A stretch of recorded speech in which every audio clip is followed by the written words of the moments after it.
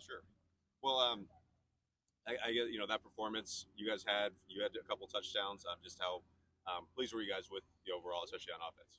Yeah, we were super pleased. We executed pretty well. We had some three and outs that we didn't like. We didn't get out on third. We didn't have any fourth downs that we tried to go for, but we didn't convert as many third downs as we probably would have liked. And we had a sack in there too. But those are all things that we're looking to clean up this week and just keep moving forward. What happened on that pass to Taco? Uh, Next question. No, I'm kidding. I just got a little antsy, and it just came out. They were saying I faded away when I threw it. Didn't have my feet set, so that probably played into it a lot. Still like a 30-yard throw, so they're just hating. But It's a good result. Got to play. yeah, so I'm not mad. I'm still 1 for 1. I'm good. They said I probably won't throw again, but we'll see. I might try and sneak one in there again. So. What can you say about Taco's performance as well? A couple touchdowns from him Yeah. on Saturday. Taco's just elevated his game so much this year. It's really nice to see. We've always known he's had it in him, but to see it actually translate to the field, it's just like, all right, yeah, this is Taco. And his performance last game 2 days ago, it was just phenomenal. He just went out there and executed the game plan like they drew up for him, and that's all we can ask for him. I'm really proud of him. Yeah, Tommy had 300 yards through the air. I asked Taco post game, he somehow keeps getting better in this final run. What can you say about that and Tommy even elevating his game to another level? Yeah, Tommy's just getting more and more comfortable being able to pass. I've said it a million times. When you can't get in the rhythm of things, it's hard to get in the flow of the game. And we're actually now being able to see Tommy get in the flow of just the whole thing, and him hitting that milestone of 300 was really good. It felt really good for all of us. He was really happy about it, and it's something that we can just build on. And I'm excited where our pass game is going, especially into the playoffs. Going back to media days, you were a big advocate on the focus level of this group, and saying if you guys don't have it, you're just going to lose in the first round again. So you've preached it all season long, but how have you guys continued staying focused? Now that we're in the second or third round. I think it all just goes back to Coach Vegan's, 1-0 mentality.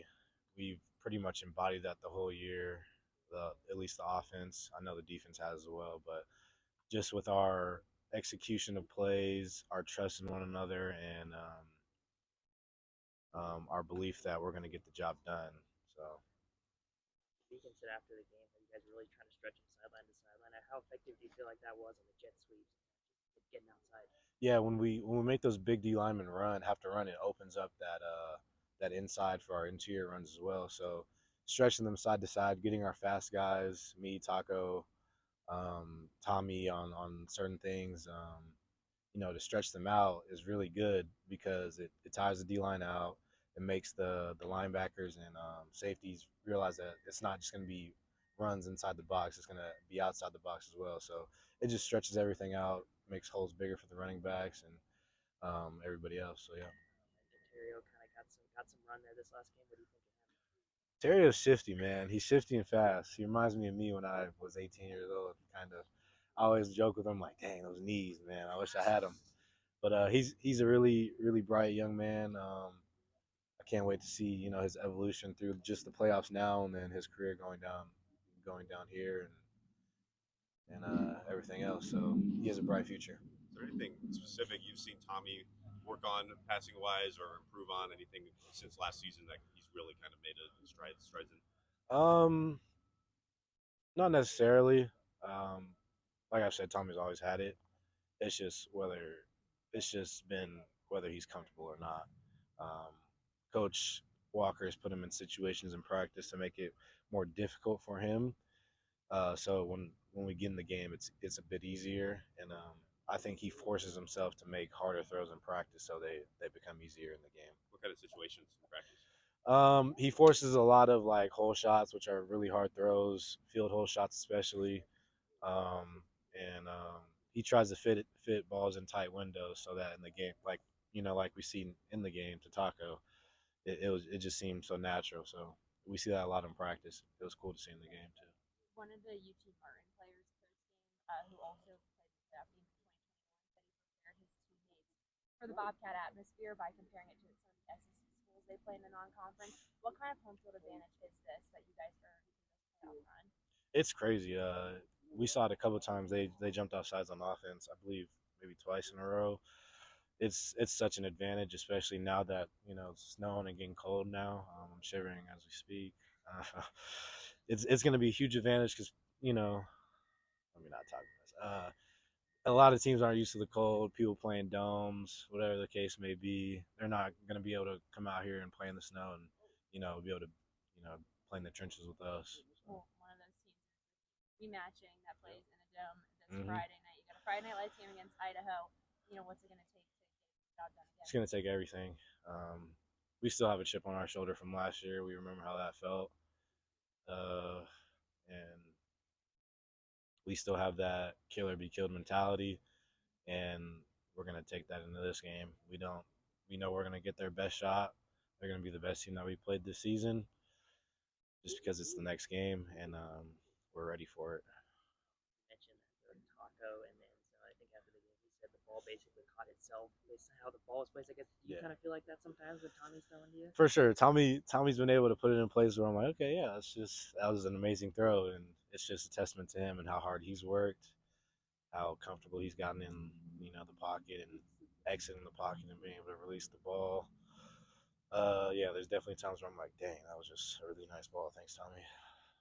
What I guess you had that one touchdown where I think the defender fell down or something. Mhm. Take us through that play a little bit. What you remember there? Yeah, double moved him. He bit on the stop part of the route, and I accelerated past. And, tried to grab me. I pushed his arms off, and he just fell down. Hope he's okay.